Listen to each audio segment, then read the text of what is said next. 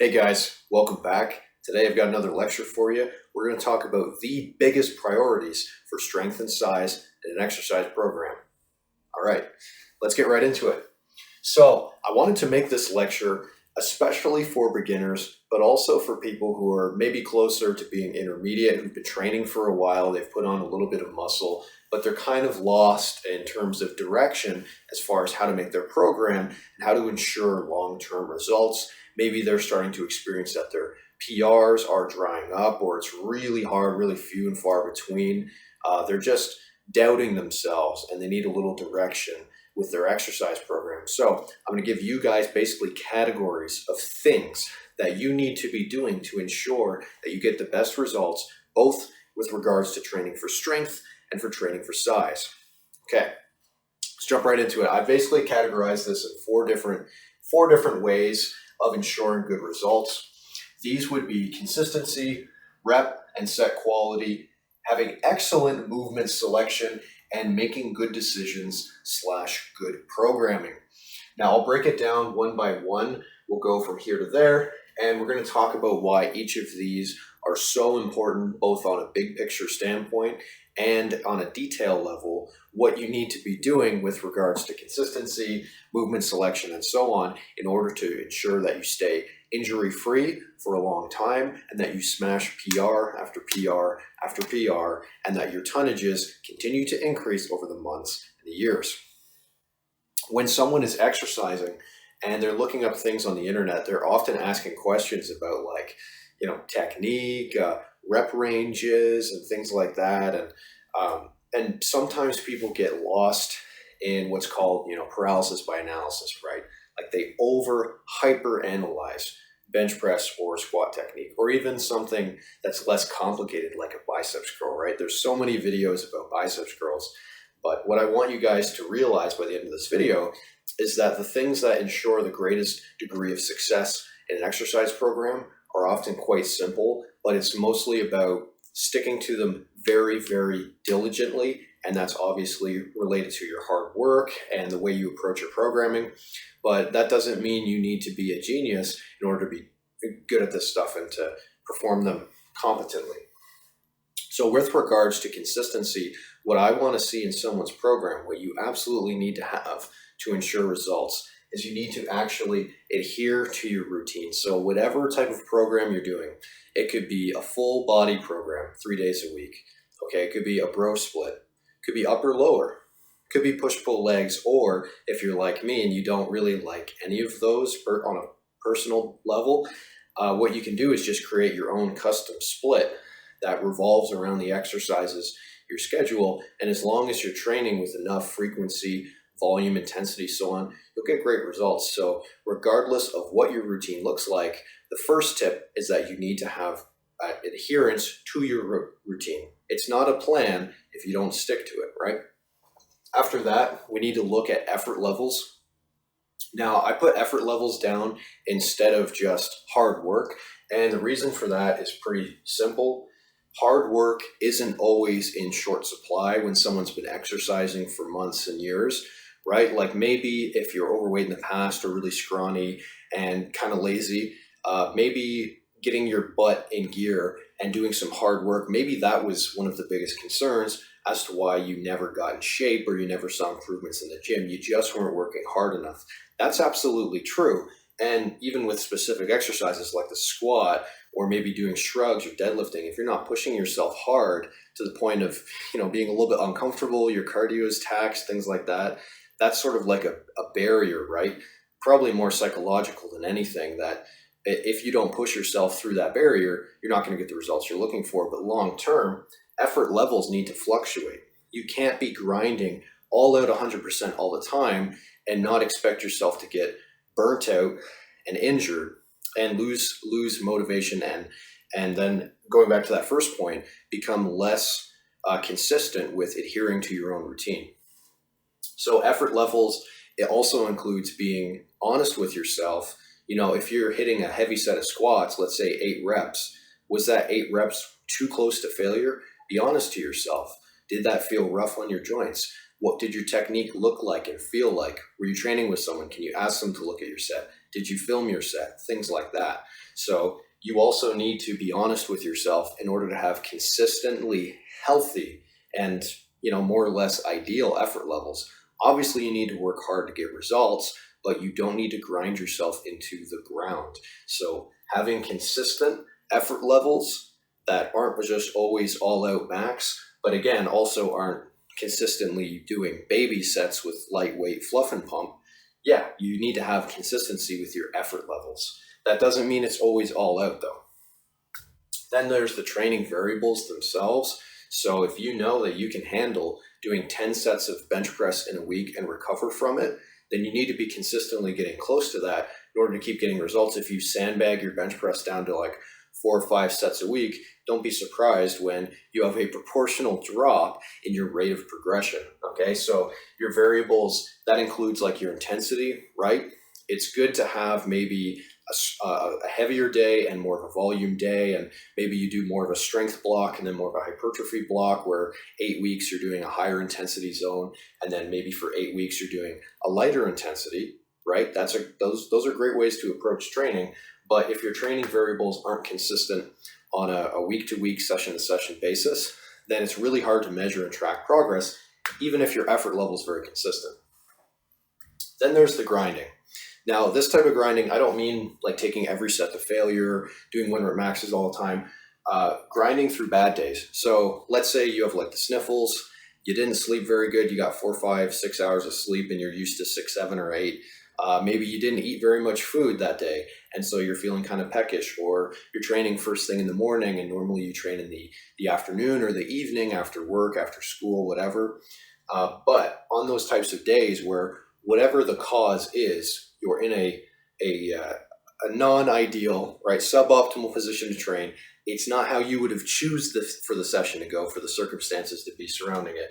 But you're going to grind through that session anyways. And that doesn't mean doing all out maxes and, necessarily doing like all kinds of PRs and every set to failure. But it does mean that going back to adherence, you need to stick to the plan even on that worst day, because if you can stick to your plan on a bad day, you will absolutely blow through it like a breeze and have more fun on those good days, right? If you give up on the 6 days, well, guess what? You're going to become complacent after a while. You're going to be content with skipping workouts. So skipping workouts is fine if you're legitimately sick or you're on vacation, but generally speaking, you need to minimize the amount of bad days that you skip. So not having your creatine or your protein powder is not an excuse to skip a workout.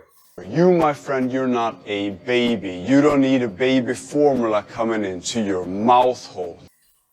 Then when we move on to rep and set quality, what we're looking for is that the hard work isn't just absolutely going ballistic, caveman type stuff, but at the same time, we don't want robotic reps with such a light weight that we're not really getting any meaningful stimulus for strength or hypertrophy.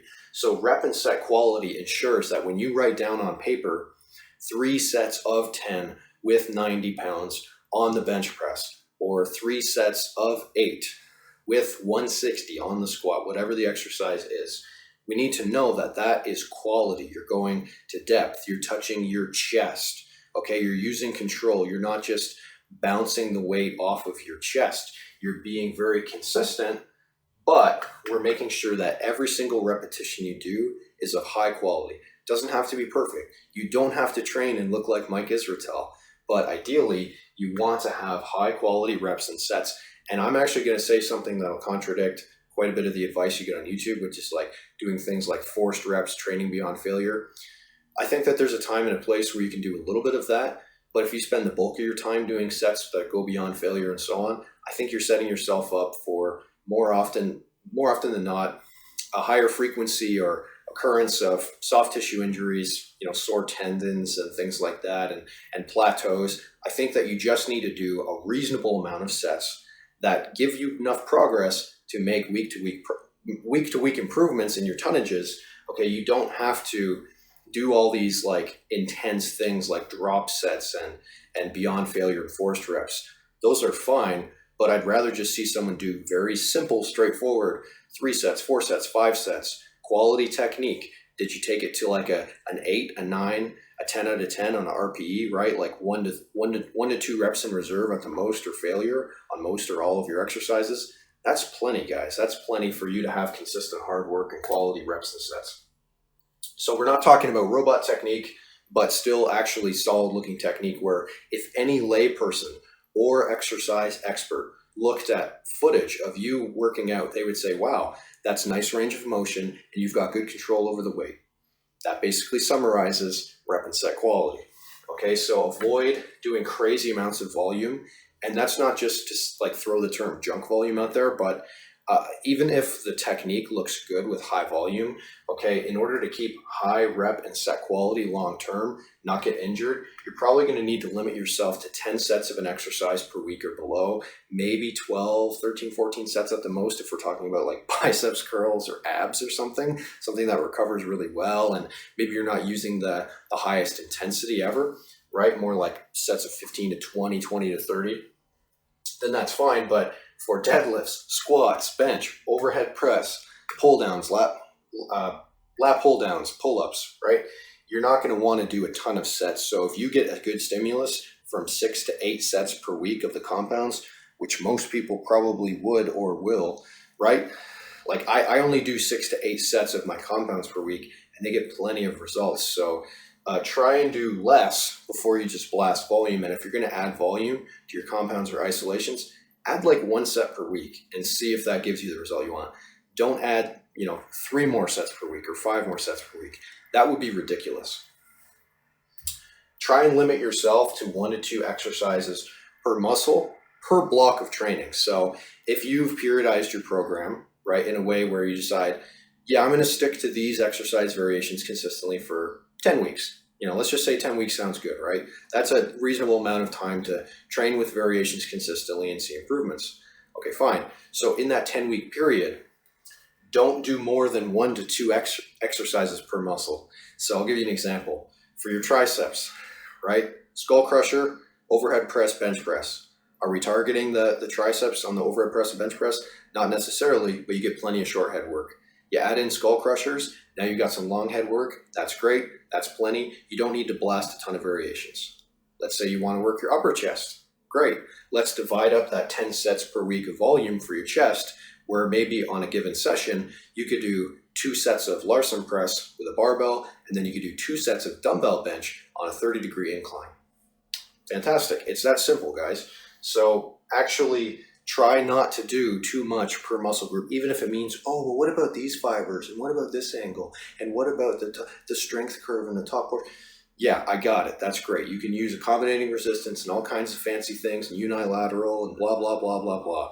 But keep it simple, right? You want to get the most out of pretty much the least possible. I don't say that as a minimalist.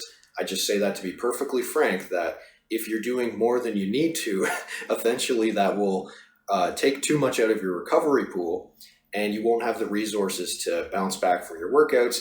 And then eventually you're going to have to make shorter workouts, whether you like it or not. So don't do 5 chest exercises in the same training block, guys. Pause reps are absolutely beastly, savage, Chadley.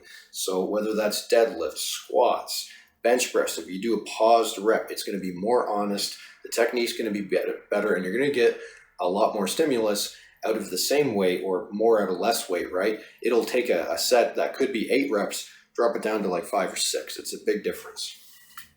Be generous with your rest. 2 to 5 minutes, guys. Even if you're doing a superset could look like this. Biceps curls, lateral raises, back to back with no rest between those exercises. But once you're done the second exercise, take 2 minutes and then go back to the first one, which could be biceps, right? See, it's that simple. Then on the squat, do your set of squats, take 4 minutes to rest, do another set of squats. It's simple, but be generous. Get rid of this whole 30-second rest mindset, minute rest. That's not long enough for quality hypertrophy or strength training. And then as far as range of motion is concerned, I'm not necessarily advocating full range of motion, but at least try and get end range of motion, terminal range of motion. So extend your arms, okay? On the biceps, come down far and go up nice and high. On the triceps movements, right, the presses, try to extend your elbows, try to touch your chest, get the bar below your chin. On the squat, try and mostly lock out your knee or gently lock out your knee on the squat, things like that. And one last point is to take deloads. I personally don't deload, and I consider deloads to be suboptimal for bodybuilding. The stronger you get, the more deloads you'll need. Deloads can be done many ways. There's more than one way to skin a cat, right? And there's more than one way to deload. What you could do with your plan, going back to periodization, you could say every 8 weeks, 10 weeks, 12 weeks, even sooner than that, I'm going to do a light session where I slash my volume in half. So let's say for the first chest session of that week, that deload week, instead of doing 4 sets, I'm just going to do 2 sets. Or I'll do all 4 sets, but I'll shave off like 10, 15, 20 pounds.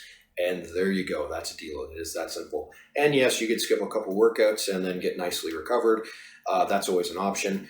Another way you could do this is, let's say you do squat, bench, deadlift all 2 times per week. Well, every 3rd week, you could skip one of those. So that way, by the end of the 3-week period, you've done all of those exercises 5 times instead of 6. That'll pretty much prevent you from ever really needing like a full deload week, in my opinion. I've used that with a client in the past who got great results. But either way, you can give yourself some extra rest more than one way. And then as far as movement selection is concerned, I think it's important that we discriminate against goofy, bad, stupid, TikTok, whatever, these exercises that people do just to get clicks and views, these Athlete X type of garbage movements where people are just using the most unorthodox equipment in the most unorthodox means possible just to get you to view the video. That's not good, sound, sage training advice, okay? You need to use movements that have stood the test of time. The tried and true exercises are what you need to emphasize if you're serious about getting results. Doesn't matter if you're nervous about doing back squats or front squats.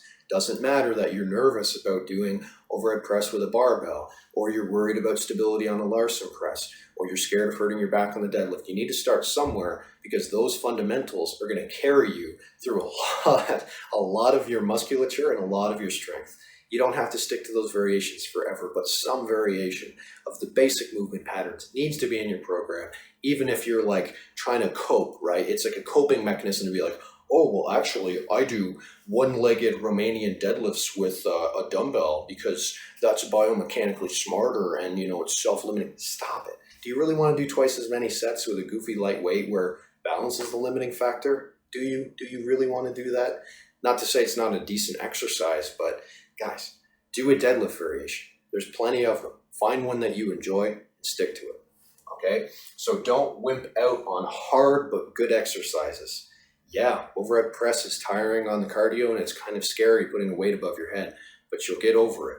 Same thing with squatting, especially squatting to depth. It's kind of scary, but if you practice it, spend some time crouching, focus on your warm-ups, technique, get good at it, humble yourself, use a lighter weight than you'd like to, like an embarrassingly light weight, and then start to go heavier after weeks of practice, okay? So don't skip out on the hard, but good exercises. They're good, okay? So stop doing the goofy ones you see on whatever social media app, okay? And think about muscles, not numbers.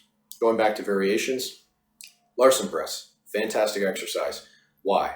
Stimulus to fatigue ratio. Okay, you're getting a little bit more stimulus for your chest, shoulders, and triceps out of the same weight that you would if it was a competition bench press where you had leg drive. So the reason why I use that exercise is I get a crazy pump in my chest, especially, and it's a huge range of motion. I'm looking at it from a musculature standpoint. I'm not necessarily training it 10 to 15 rep range. In fact, I do mostly like 8 to 10 rep range, and I keep it very narrow as far as an evolving rep range is concerned. But either way, no matter what rep range you want to do in these exercises, think about the exercise selection as what muscles are working. Why is that important? Does it suit my goals? Does it allow me to recover from my other exercises? Stiff leg deadlifts plus front squats in the same training block mean that your hip hinge and squat pattern have very little interference with each other. And that means you'll probably be able to blast those two movement patterns in some sense harder than you would be if you did like sumo or conventional deadlifts and then low bar or high bar back squat. That's not to say you can't train those competition movements in the same block effectively, but you're going to need to make additional trade-offs and considerations before you do that. So think about the muscles, not about, ooh, I get to be stronger on a rack pull or a block pull, or, ooh, I'm stronger sumo. That's a good reason to train that way. Or, oh, I'm a little bit stronger with the low bar. Those are not good reasons to train with the movement. Okay, stop maximizing the weight on the bar and maximize the effectiveness of your training. Okay, and then as far as technique is concerned with exercise movement selections, take a really good exercise, a tried and true one that you see lots of people doing who are strong and big. Look to see what the biggest and strongest ladies and gentlemen are doing. Then take that technique and modify it for yourself. If you're a little bit more or less flared out on a press, or if your stance is a little bit different, your grip is wider on the deadlift, do what suits you and feels good for your leverages and joints. We don't have to have a uniformity in technique across all peoples of all ages and sizes and so on. So make it suit you, rationalize it in your own head, and use practice and experience to determine whether or not the technique's good for you. And don't let other people police your technique. Yes, you probably have some improvements. I have plenty of improvements I can make on all of my exercises, I'm sure. Somebody could tell me. But the point is, decent and pretty good technique will get you 80 to 95% of the way there. So customize your technique to suit you. And again, we already talked about discriminating against flashy garbage exercises. Now, here's a good point. With these excellent movements, you're going to be able to, what I would say is, crystal ball your progressive overload. So literally like visualize the future. Like, what are realistic numbers? Like, oh, I just hit a 225 back squat for a single. It felt like RP 8 or 9. Okay, maybe 3 months from now, I could try 245 to 265, somewhere in that range.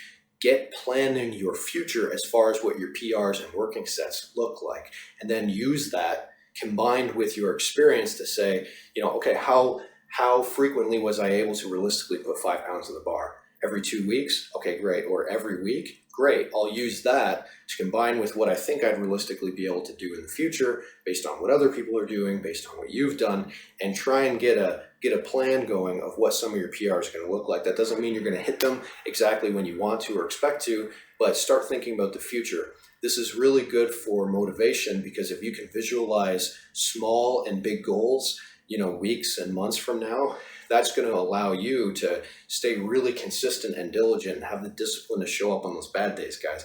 So crystal ball your workouts. Try and get so good at predicting your exercise progress that okay, today I'm going to get 10, 10, and 10. I got 10, 9, and 9 last time. I'm going to get 10, 10, and 10 this time on whatever exercise. Boom. Now you did it. You were right. There you go. You crystal balled your exercise. So get a good movement and get good at crystal balling your progressive overload. Now, as far as making good decisions, right, within the context of a program, basically what I want you to do is be extremely honest with yourself about how things are going. If things are going crappy, if you've got joints that are hurting, tendons that are sore, okay, you're not sleeping great, your energy's low, your mood is starting to take a hit, you need to address that. Okay, you can't just ignore problems. Some things might seem like problems if we overthink them and start to panic and build them up in our head. But sometimes there's a temptation, especially once you've been going for like 6 months, a year, 2, 3 years of training, you might have a temptation to ignore things. And then it's going to come back to bite you. Doesn't mean you're going to have a grade 2 muscle tear or anything necessarily. But if you ignore problems before it's too late, you're going to regret it in the long run. So humble yourself and be very honest about how much weight you should be lifting, whether or not you actually have quality reps or whether they look like trash, right? Whether or not you'd want a stronger person than you to look at your technique, or if you'd be kind of embarrassed. Either way, be extremely honest with yourself about what you need to do. Maybe that's partying less on the weekends, okay? Drinking less, being more consistent about tracking your calories so you can bulk properly, weighing yourself every day if you're trying to lose weight so you can stay honest there. Either way, just try and be extremely honest with your own program. Don't build it up to sound better than it is, okay? Just take it as it is and make it better. Become an expert at troubleshooting, okay? So if your technique doesn't feel good on the squat, play around with your hips, okay? So maybe play around with your stance, okay? A little bit wider, a little bit narrower, feet turned out a little bit more, turned in a little bit more, knees opening up a little bit more or less on the way down. You need to get good at trusting yourself to make these small adjustments before you go looking up on the internet and, I tried this, it didn't work, oh goodness. Don't panic with these little small things. Trust yourself to make executive decisions, and over time, through experience, you'll learn how to make better decisions and you'll become an expert at troubleshooting your program. Learn from your mistakes. Okay, that's on the same note. So if you thought you were ready to hit a certain number and you weren't, guess what? Humble yourself, okay? Take your time and build your way back up to it. The first time I tried to squat 300 pounds, I was not ready for it. Then the second time I squatted 300 pounds, it looked a lot cleaner, and it wasn't too much long after that I hit my first 3-plate squat, and it felt actually pretty good. So learn from your mistakes, whether that's loading the bar too soon, or doing your technique wrong, or not eating enough calories. Whatever those mistakes are, try to learn from them. And if other people tell you about mistakes they made, try and remember that stuff too. And speaking of which, with other people's experiences, even if they train in a way that's different from you, maybe it's a calisthenics guy and you really like training with barbells or like a lot of machines and dumbbells, very like, traditional bodybuilding type stuff. That's great and all, but don't discount the other person's experience just because they're exercising differently, or maybe their lifestyle is different than yours, or whatever, okay? Try and set aside your personal differences and preferences to learn from what that person's doing. Even if they're doing things differently from you, the essence of their training, you can still learn the experience from it if you listen to them speak and pick up on what they're saying. Experience is something you really can't buy. It is so valuable. So go out of your way to talk to other people who have more experience than you. Stick to the plan, but it's got to be flexible. So with regards to making good decisions, it's okay if you were planning to train a certain thing for like 8 weeks, 10 weeks, and then you start deciding, you know what, I'm just too sore, I'm beat up, I don't like the way my high bar squats are going, I was supposed to do this for a few more weeks, I'm actually going to switch to front squats now to make it a little bit easier on my back, a little bit more stimulus bias towards the quads, and it's a lighter weight. I'll just force myself to do that even though it looks like a scary exercise. Try it out. You might be surprised how much you like variations if you're willing to be flexible, okay? Be flexible, guys. Yes, it's good to stick to a plan, but sometimes plans need to change. Overall, getting strong and getting big, it's not rocket science. It's more like a juggling act, okay? It's a skill. It's a passion project. Whether you do this for a living or not, like I do as a personal trainer, or if it's just a hobby that you've put a lot of time into and sometimes a lot of money into, especially if you're building a home gym or buy lots of supplements. You don't need very many supplements, guys. Stop taking so many supplements. But either way, you just need to be able to trust yourself to think through these problems and be honest with yourself, okay? It's about showing up consistently, doing hard work with quality reps and sets, using good movements, not goofy looking movements, okay? Be very, very practical with regards to your training decisions, and you're gonna get fantastic results in the long run. Some people might have one way of doing things and you have another way, but you know what? If you're willing to listen to what they have to say, you'll pick up on that, okay? So just be diligent and don't overthink this stuff, but at the same time, really consider this something of a skill that you want to acquire. You want to be great at making programs. Don't always follow programs. Get good at making your own program. Don't just follow splits. Make your own split, guys. You have more than enough intellectual faculties and attention span to sit down and do this stuff. All right, it's going to take a little bit of time and a little bit of energy. And yes, there's going to be hiccups along the way in your exercise journey. But if you want to get strong, if you want to get big, get good at making those decisions, guys, okay? Thanks for joining me today. I'll see you guys later. Have a good one.